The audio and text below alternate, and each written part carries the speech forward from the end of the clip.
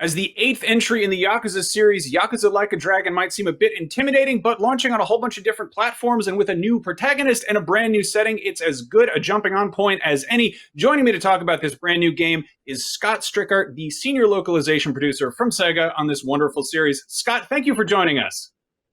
Always good to hang out with you, Max.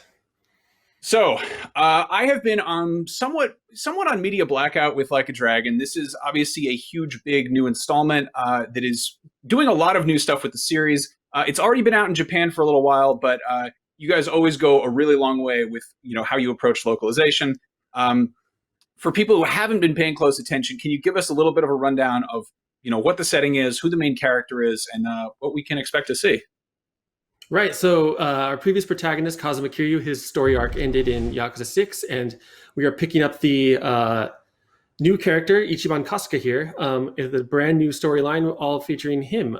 He's our new protagonist, and he's very much a different guy than Kiryu ever was. There's a lot of different things about him that are, whereas where Kiryu is, we all kind of know him, Ichiban's going to hopefully steal everyone's hearts as we get into his story. So his primary story takes place in Yokohama, which is a city kind of adjacent to, it's in Tokyo, but it's a different suburb. So it's a completely new city for us. It's like 3 times the size of Kamurocho, and it's going to be pretty cool. Now, one of the big, huge changes that's happening this time around is that Yakuza, which is historically a kind of an action beat 'em up, is now a party-based, turn-based RPG. Can you talk a little bit about that and how you're maintaining the same level of expectation for totally over-the-top action in a more of an RPG setting? Absolutely. So Ichiban is his story is heavily dependent on his friendships that he makes with these other characters. They're all kind of coming from the same kind of climbing out from rock bottom kind of situations. It's a lot of people kind of from the edges of society coming together, and the dev team really felt like the best way to portray that was to allow the player to play as more than just Ichiban, to really kind of hang their hat on that like friendship thing that's kind of happening with Ichiban. So he's a very charismatic dude, and he attracts people to his kind of demeanor, but at the same time, he's a retro gamer. So these kind of RPG battles that are happening are very much kind of his mindset kind of happening in that you're looking at whenever the battles kind of transition. You probably saw that like when the battle transitions, the enemies that he's fighting literally become like this almost kind of like monsters, and that's all kind of happening in his head, being portrayed kind of in the game. But we absolutely haven't forgotten our roots as an action game, and there's all kinds of ways that we're playing heavily to the audience who expects kind of more quick snappy kind of action. So that's all kind of incorporated into this RPG turn-based system that kind of under the hood will allow you to still kind of perform the action that you will love and know from the Yakuza series. I dig that. So your party and your friends that you're making, can you talk a bit about how much variety you're going to have in terms of party members and characters you're going to be meeting along the way? Right. So right now we have the full party of 4. You can get up to 6 plus 1 party member, optional. And that's going to be one way that you can differentiate your party. But we also have a full-on job system with 19 jobs that you can take up. And a lot of the times, I think when you think of a job system, you're like, all right, here's my thief, my ranger, my mage kind of things. But we're using a classic Yakuza approach for this and allowing you to select like real life jobs. So we'll show some of that gameplay in a bit here, but we'll change all the jobs for the characters. You'll see some of that kind of come into play. Now, in the previous Yakuza games, you occasionally get different outfits, but they're usually not something you can unlock until later in the game. Are we going to see? I don't know if armor is the right word, but sort of different wardrobe for Ichiban and your party members? Yes. So each job has its own custom outfit, and then in addition to its own custom outfit has a couple different variations on it. So not only that, there's going to be all kinds of unlockable kind of costumes that, like we always do, that we throw those into the free add-on stuff that like Yakuza does. We're one of the only people who continues to just throw free content post-launch, and those all will have costumes in it. Now, the setting, I want to talk about this. How would you say it compares, other than just in terms of scale, to some of the previous settings like Sotenbori or Kamurocho? So Yokohama is a massive port city, and it's got like 9 different districts. So you've got the uptown, you've got lowtown, you've got downtown, you've got the commercial district, you've got an industrial district, you've got Koreatown and Chinatown, and all these different like areas kind of have their own vibe and their own feel to them. And what's neat about it is that there's a you may have noticed as he was playing some of the gameplay that like there's a different threat level to each of those. So like wandering too far and outside of your level is definitely going to be more of a challenge for you, and you're going to have to really kind of pick your strategy better when you're roaming through more dangerous areas. In terms of enemy variety, we've seen like the wonderful, there's the threatening men, and there's delinquents, and there's various grades of street thugs. How do you maintain that same level, sort of within the pageantry of an RPG? Are there going to be? Are we going to get fantastical here? Is it going to get really like over the top? You probably saw that as like I was mentioning, like the enemies are literally transform, and that's something that we play into really heavily. There's all kinds of different types of monsters. You add them very early on in the story. You gain what's called a Suji Dex in your as an app on your phone, and if that sounds familiar, there's a reason it does.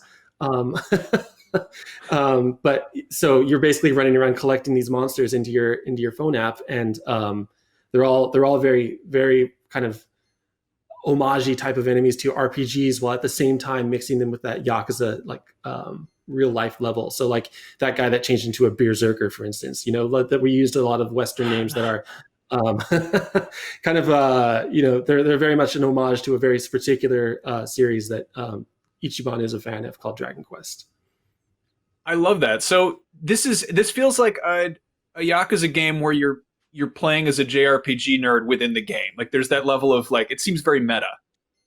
It's a little meta, yeah. There's like a whole conversation that Ichiban has with his party members early on, and he's like, "Guys, did you see those monsters transform?" And they're like, "No, bro, but whatever it is that you're thinking, like that's fine as long as it helps you fight."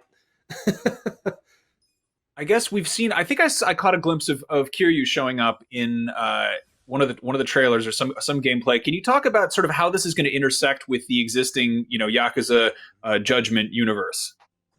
So it is definitely set in the same universe. When Ichiban gets out of Ichiban takes the fall for a crime that he didn't commit, very similar to our previous protagonist. But when he gets out in the year 2019, it's a brand new world for him, in which the Omi Alliance has essentially taken over Kamurocho. And if you're familiar with the kind of rivalry that the Omi and the Tojo clan have had for the last 6+ games, that's a huge deal, right? Like it's massive. And so all of that is kind of unfolding in the background as Ichiban is continually like kicked lower and lower. And like you mentioned, Kiryu and some of our previous pro tags even are kind of in the background, and you'll definitely intersect with them kind of later in the game in a way that is epic, but I don't want to spoil too much. Now, I think my favorite part of the Yakuza series, obviously the super heavy duty, dramatic, operatic crime stuff is cool, but I love all of the weird sub stories and just, side characters you run into along the way. And you and the localization team always seem to have a really good time bringing that stuff to life. Can you talk a little bit about some of we saw a lobster on the street at the very beginning of this footage who it seemed like you could talk to. Can you talk about some of just the silly stuff that we're going to be doing in this game, in addition to the heavy duty crime drama? So yeah, you saw that the crawfish over there, her name's Nancy. I don't want to talk too much about Nancy because we will absolutely be showing more of Nancy later. But yes, that involves Ichiban basically making friends with the crawfish. And it's just as bonkers as you might expect Yakuza to be. There's still heartwarming sub stories. There's still very dramatic sub stories, but for the most part, the sub stories lean pretty hard into the nonsense side of things. Not to mention all the jobs and special attacks that we're now kind of seeing that, the musician, for instance, having a move called album drop, where he literally drops an album on a guy. So now the other thing that is huge in Yakuza games is all the different sort of mini games and activities. We've seen some of these teased. This has kart racing. Is that right? Dragon Kart is a full-on like a Tokyo. It's very popular in Japan, where you like get in those like little go-karts and run around the town. But of course, we had to bring our Yakuza twist to that with rocket launchers and satellites and all that kind of nonsense and machine guns. So that's very much a mini game you can play. I think later in this footage we're going to show a little bit of Can Quest. You can hop on like a rickshaw and start collecting cans, but for a little bit of side income, and that's hilarious. And here we are. Your goal here in this mini game is to collect these cans and get the boosts, and without getting kind of taken out by your competition who's out there also collecting cans. You have to ram them, and you have to avoid the garbage truck and the thieves, and get back to the goal in time before running out of time to collect your cans.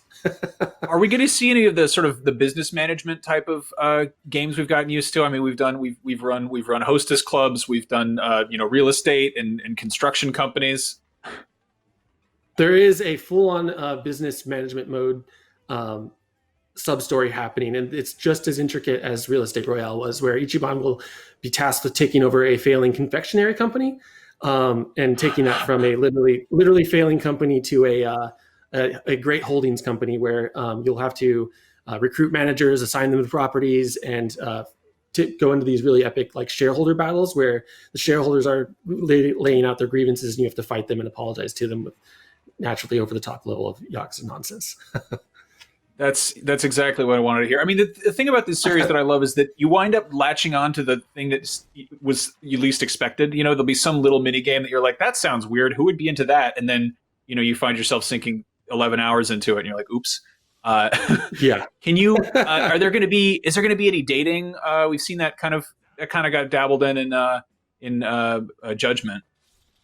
Yeah, if you're familiar with the, I guess the Persona series, where you can level your kind of personality up a bit.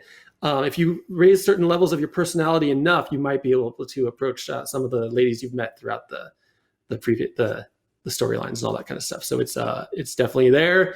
You just have to earn it. Now, you mentioned Persona. That's another Sega property. Obviously, that's kind of the when people think like the turn-based JRPG that Sega makes, that's the big one. And now Yakuza is kind of dipping their toe into that. Have the teams like interacted at all, given each other notes on that kind of thing, or? That's a great question.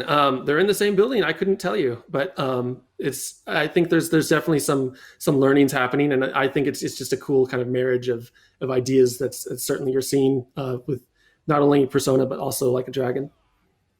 I love it. Yeah. So I mean, it's interesting to see these sort of parallels. They're both games where you go exploring, in Japan and making friends and fighting stuff. And in this case, it seems like it's definitely dabbling in that JRPG territory, but it's still squarely, Yakuza stuff. Can you talk about sort of it's weird because it doesn't look turn-based. I guess the spacing seems really dynamic and almost more action RPG-ish. Definitely, it's super snappy. So like you not only in during battle you can for one automate as anyone that you'd want to automate, so you can make it incredibly snappy that way. But also there's this very dynamic kind of live action kind of feel happening where the characters are just kind of they're dancing around each other a little bit. And so like if a character is between you or if a bike is between you and a character, your character will automatically like pick up that bike, weave it into his attack.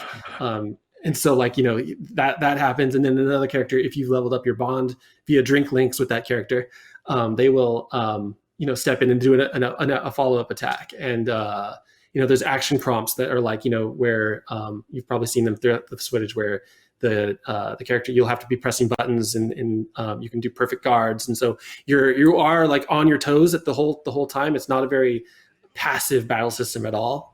You can, tailor that to be as slow or as fast as you want.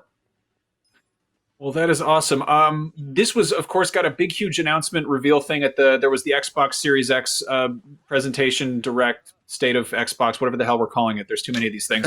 Right. And everyone's dying to know about next gen. Can you say anything about what people can expect from Yakuza Like a Dragon on the Series X compared to sort of current gen? We're definitely supporting the smart delivery feature. And outside of that, there's like, we're still figuring that out a little bit, but for the most part, we're ready to support next gen on this, which is going to be pretty cool.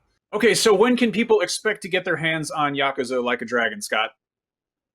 We'll be there day one on Xbox Series X, Xbox One, PlayStation 4, Windows 10, and Steam.